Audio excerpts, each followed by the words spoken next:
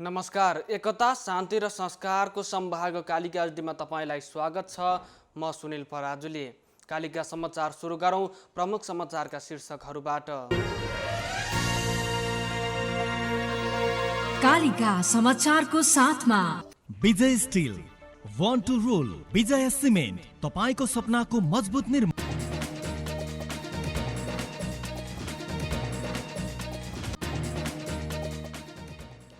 नेपालमा पछिल्लो 24 घण्टामा 1221 जनामा कोरोना भाइरसको संक्रमण पुष्टि। कुल संक्रमितको संख्या 38,561 पुग्यो। सरकारी कर्मचारी सरह तलब सुविधा माग गर्दै सिभिल अस्पतालका कर्मचारीहरूको आन्दोलन सुरु। माग पुरा नहुँदासम्म हातमा कालोपट्टी लगाएर काम गरिने चेतावनी। स्विडेनमा कुरान जलाएकोमा प्रदर्शन, सरकारी भवनहरूमा तोडफोड तथा आगजनी। र कम्युनिटी सिल्ड फुटबलको उपाधि आर्सेनललाई।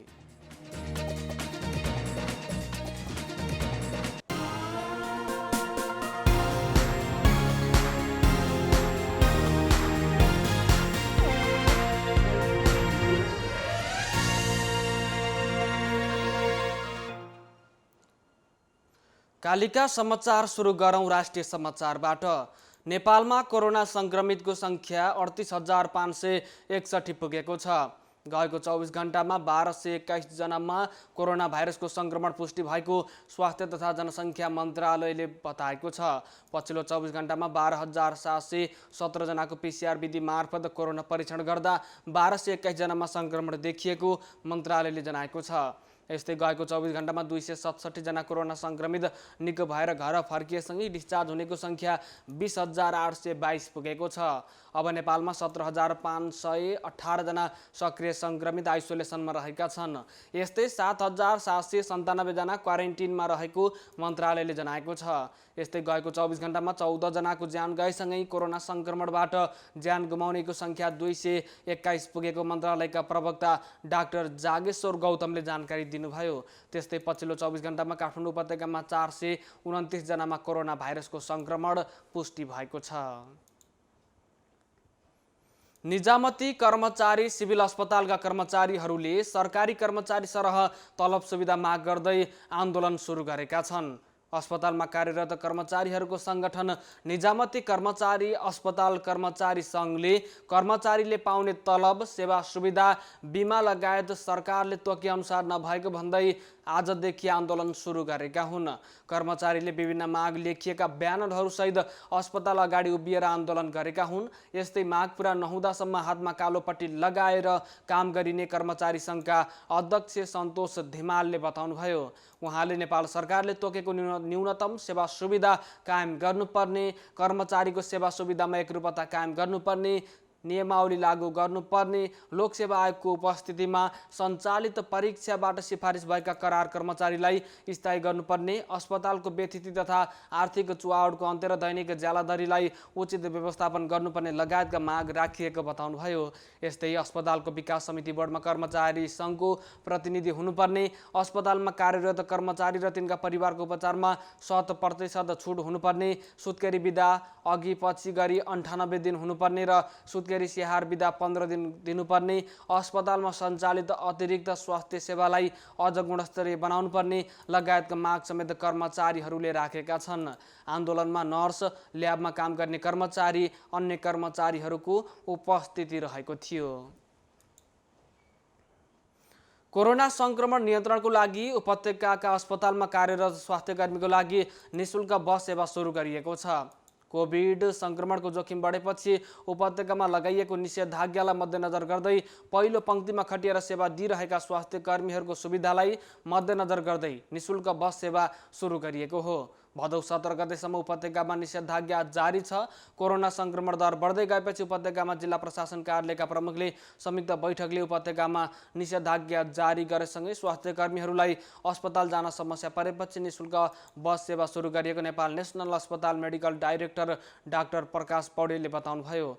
सवारी साधनका कारण स्वास्थ्य प्रवाहमा बाधा नहोस् भनेर निःशुल्क बस सेवा सुरु गरिएको उहाँले बताउनु भएको छ। उच्च शिक्षालय तथा माध्यमिक विद्यालय सरह नेपाल हिसानको सहकार्यमा अस्पतालमा कार्यरत कर्मचारी तथा चिकित्सकको सहजताको लागि आजदेखि निःशुल्क बस सेवा सुरु गरिएको हो। सुरुमा प्रत्येक दिन 3वटा बसले सेवा दिए पनि स्वास्थ्य कर्मीको माग र आवश्यकतालाई हेरेर सेवा र समय बढाउँदै लैजाने नेपाल मेडिकल एसोसिएसनका केन्द्रीय सदस्य डाक्टर रितेश थापाले जानकारी दिनुभएको छ। स्वास्थ्य कर्मीहरूको शिफ्ट अनुसार 2 समयमा गाडी सञ्चालन हुने उहाँले बताउनुभयो। अत्यावश्यक सेवाको लागि एउटा गाडी 24 घण्टा नै सञ्चालन गर्ने गरी तयारी गरिएको पनि उहाँले बताउनु भएको छ। बस बिहान 36 बजेदेखि 8:30 बजेसम्म र साँझ 5:30 देखि 7:30 जाँदासम्म चल्नेछ। बाँसबारीबाट सुरु हुने बस त्रिभुवन शिक्षण अस्पताल, टिचिङ क्रान्ति बाल अस्पताल, वीर अस्पताल, थापाथली अस्पताल हुँदै पाटन अस्पतालसम्म। अर्को बस पाटन अस्पतालदेखि सुरु भई थापाथली आँखा अस्पताल, त्रिपुरेश्वर वीर अस्पताल, क्रान्ति बाल अस्पताल, टिचिङ अस्पताल हुँदै बाँसबारीसम्म र अर्को बस चक्रपथ परिक्रमा गर्नेछ। बसबारे समस्या परि 1147 हटलाइन नम्बरमा फोन गर्न समेत आग्रह गरिएको छ। सेवा नै धर्म हो भन्ने भावना बोकेको रोटरी क्लबले समेत स्वास्थ्य क्षेत्रमा कार्यरत कर्मचारीको समस्या समाधानको लागि सहयोग गरेको rotary club of Kathmandu health प्रोफेसनलका अध्यक्ष कविता रेग्मीले बताउनुभयो। बेपत्ता पारिएका व्यक्ति छानबिन आयोगका पूर्व अध्यक्ष लोकेन्द्र मल्लिकले पीडकहरू नै सरकारमा रहेकोले बेपत्ता परेका व्यक्तिको समस्या समाधान हुन नसकेको बताउनु भएको छ। सरकारले 2071 साल माघ 27 गते बेपत्ता पारिएका व्यक्तिको पीडा सम्बोधन गर्न र तिनका परिवारलाई न्याय प्रदान गर्न गठन गरेको बेपत्ता पारिएका व्यक्तिको छानबिन आयोगका तत्कालीन अध्यक्ष लोकेन्द्र मल्लिकले पीडकहरू नै सरकारमा भएकोले पीडितले न्याय पाउन नसकेको बताउनु भएको छ। आइतबार अन्तर्राष्ट्रिय बेपत्ता दिवसको अवसरमा पूर्व अध्यक्ष मल्लिकले केही पीडक र केही सीमित पीडित समेत सरकारमा रहेको र पदको लोभमा लाभ लिइरहेका पीडितहरू नै नबोल्दा छानबिन कार्यलाई सरकारले प्रभावित पारेको बताउनु भएको छ। त्यसैले पीडितका समस्या समाधान नहुँदै सरकारले आयोगका सदस्यहरूको पदावधि थप नगरिदिएको बताउनुभयो। सरकारले आयोग बनाउने तर कुनै पनि स्रोत साधन नदिने र कानुन नबनाइदिनेले समस्या समाधान गर्ने भन्दै समय लम्ब्याउँदै लैजाने अभिप्राय देखिएको स्पष्ट हुने बताउनु भएको छ। मल्लिकले आफूहरूले 4 वर्ष काम गर्दा 80% काम सम्पन्न गरेको पनि बताउनु भएको छ।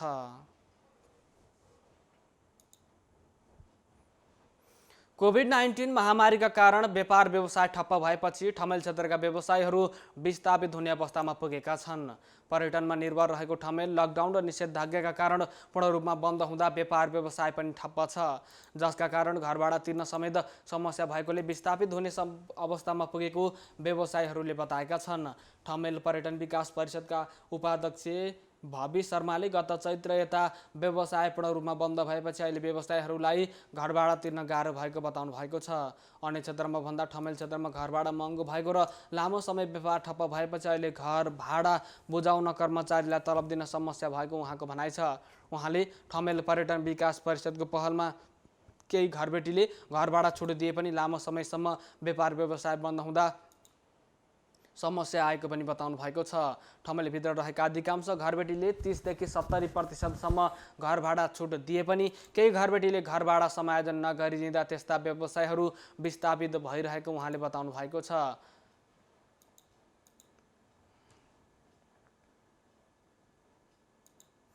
कोरोना संक्रमणको जोखिम न्यूनीकरणको लागि काठमाडौँ उपत्यकामा जारी गरिएको निषेधाज्ञाको आज 11 दिन पुगेको छ। काठमाडौँ उपत्यकाका 3वटै जिल्ला प्रशासन कार्यालयले भदौ 3 गते मध्यरातदेखि उपत्यकाभित्र निषेधाज्ञा जारी गरेका थिए।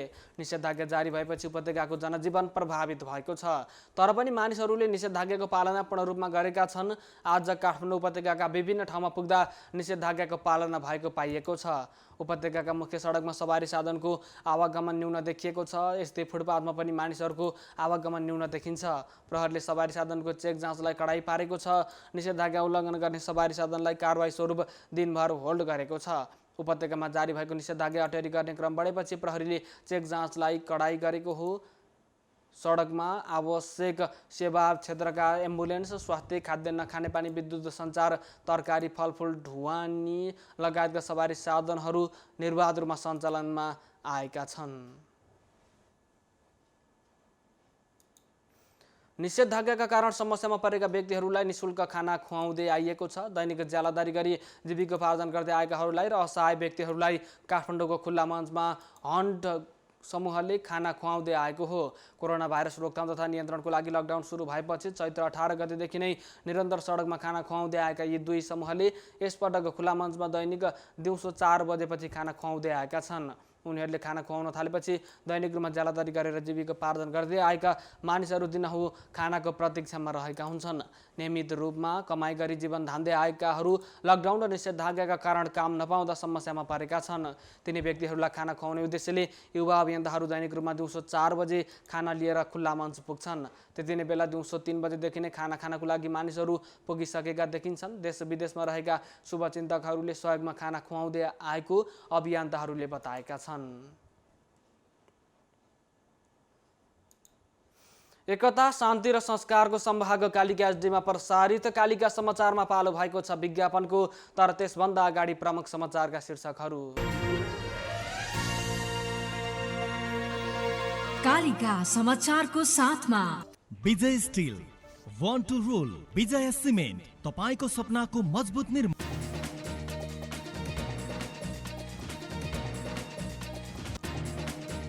नेपालमा पछिल्लो 24 घण्टामा 1221 जनामा कोरोना भाइरसको संक्रमण पुष्टि। कुल संक्रमितको संख्या 38,561 पुग्यो। सरकारी कर्मचारी सरह तलब सुविधा माग गर्दै सिभिल अस्पतालका कर्मचारीहरूको आन्दोलन सुरु। माग पुरा नहुँदासम्म हातमा कालोपट्टि लगाएर काम गरिने चेतावनी। स्विडेनमा कुरान जलाएकोमा प्रदर्शन। सरकारी भवनहरूमा तोडफोड तथा आगजनी। र कम्युनिटी सिल्ड फुटबलको उपाधि आर्सेनललाई।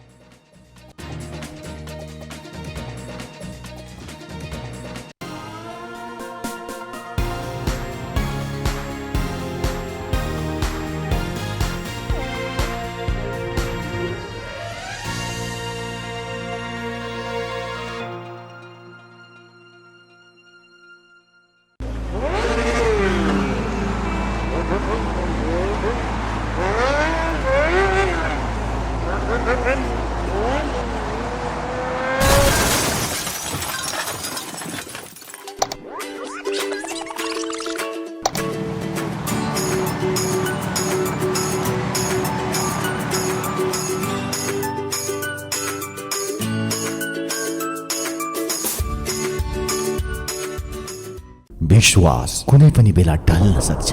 अब हामीलाई चाहिन्छ यस्तो आधार जसको मजबुतीले वर्षौं वर्षसम्म हामीलाई विश्वास दिलाओस्। पूर्णतया मजबुतीको अनि विश्वस्त जिन्दगीको मास्टर बिल्डर ओपिसी सिमेन्ट, जसको हरेक कणले बोकेको छ पूर्णतया मजबुती। विजय सिमेन्टको master builder OPC cement, building your future.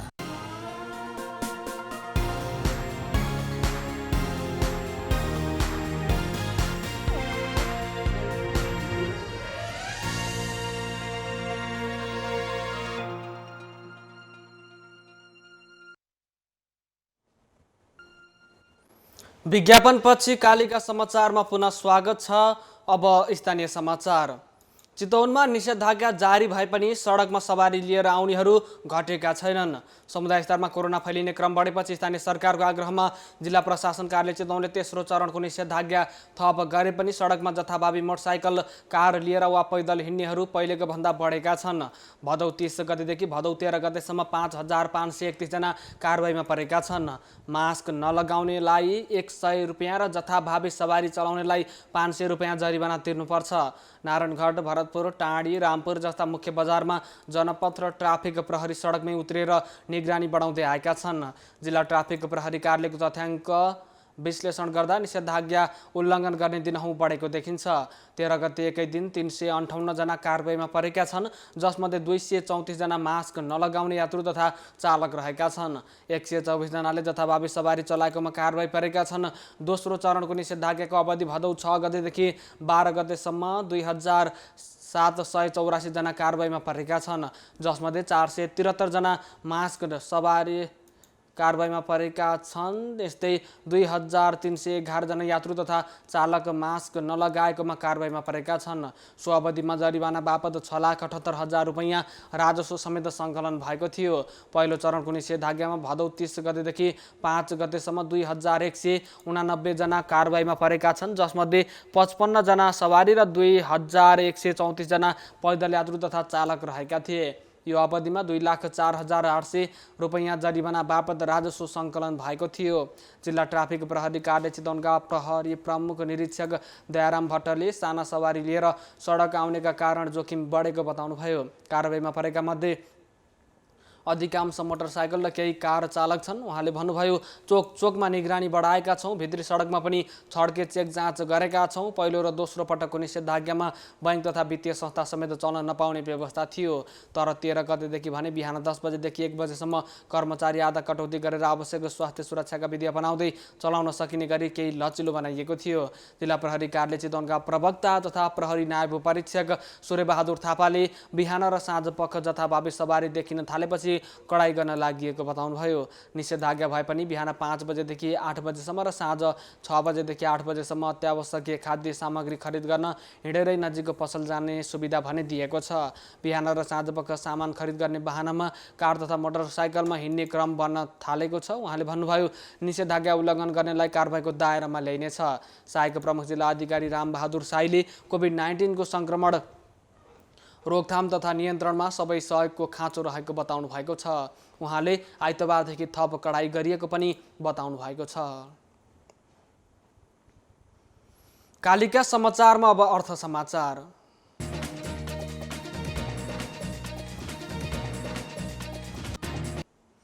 Novel corona virus COVID-19 को बिमा गराउनेको संख्या 10 लाख नागेको छ। बिमा कम्पनीहरूको नियामक निकाय बिमा समितिले शुक्रबारसम्म यस्तो बिमा गराउनेको संख्या 10 लाख नागेको जानकारी दिएको हो। आइतबार यो संख्या झन् धेरै बढ्ने अनुमान गरिएको छ। समितिका अनुसार बिमा पोल मार्फत 8,34,933 जनाको कोरोना बिमा भएको छ।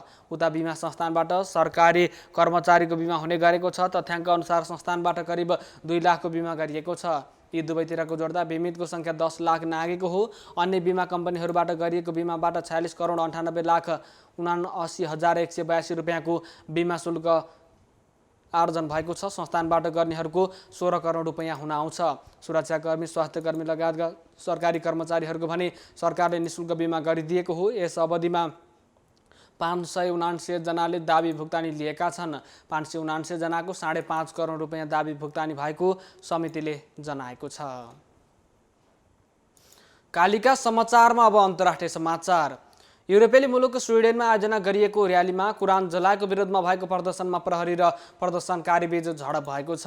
गत शुक्रबार स्विडेनको धुर दक्षिणपन्थी पार्टीका नेता रासमुस पालुदनको नेतृत्वमा प्रवासन नीतिको विरोधमा आयोजना गरिएको एक र्यालीमा कुरान जलाएका थिए। सोही घटना विरुद्ध स्विडेनको माल्मो सहरमा आयोजना गरिएको विरोध प्रदर्शनका क्रममा प्रदर्शनकारीहरूले आगजनी गरेपछि स्थिति नियन्त्रणमा लिनको लागि प्रहरीले बल प्रयोग गरेको हो। प्रदर्शनकारीहरूले निजी तथा सरकारी सवारी साधन लगायत कतिपय सरकारी भवनहरूमा समेत तोडफोड तथा आगजनी गरेका छन्। सोही क्रममा प्रहरी र प्रदर्शनकारी बीच ठाउँ ठाउँमा झडप हुँदा कयौं प्रदर्शनकारी घाइते भएका छन् भने 100 भन्दा बढी प्रदर्शनकारीलाई पक्राउ गरिएको छ।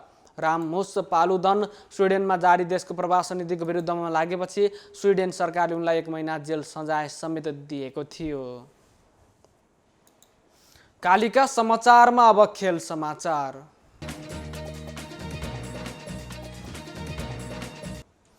आर्सेनलले कम्युनिटी शिल्ड फुटबलको उपाधि जितेको छ। बेम्बली स्टेडियममा गैराती भएको फाइनलमा लिभरपुललाई ट्राइब्रेकरमा 5-4 ले हराउँदै आर्सेनलले 2 वर्षपछि यो प्रतियोगिता जितेको हो। आर्सेनलको यो 15औं कम्युनिटी शिल्डको उपाधि हो। खेलको पहिलो हाफमा अग्रता लिएको आर्सेनललाई पछ्याउँदै 73औं मिनेटमा लिभरपुलले गोल फर्कायो। निर्धारित समयमा 1-1 गोलको बराबरी सकिएपछि खेल ट्राइब्रेकरमा गएको थियो। प्रिमियर लिग विजेता र एएफए कप विजेताले कम्युनिटी शिल्डको फाइनलमा खेल्ने गर्दछन्। एकता, शान्ति र संस्कारको सम्भाग कालिका एचडीमा प्रसारित कालिका समाचारको अन्त्यमा प्रमुख समाचारका शीर्षकहरू पुनः एकपटक। कालिका समाचारको साथमा विजय स्टिल, वान टू रोल, विजय सिमेन्ट, तपाईको सपनाको मजबुत निर्माण।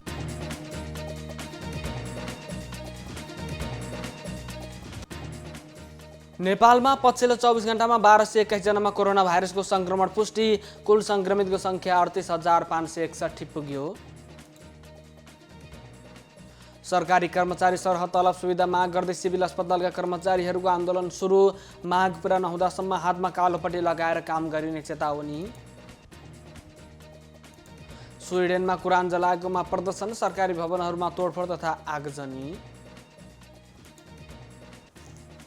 र कम्युनिटी सिल्ड फुटबलको उपाधि आर्सेनललाई।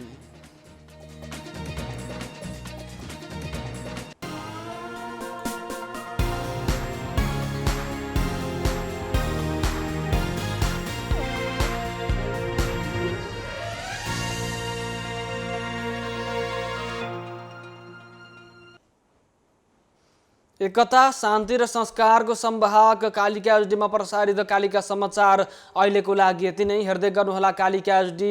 म सुनिल पराजुली बिदा हुन्छु। नमस्कार।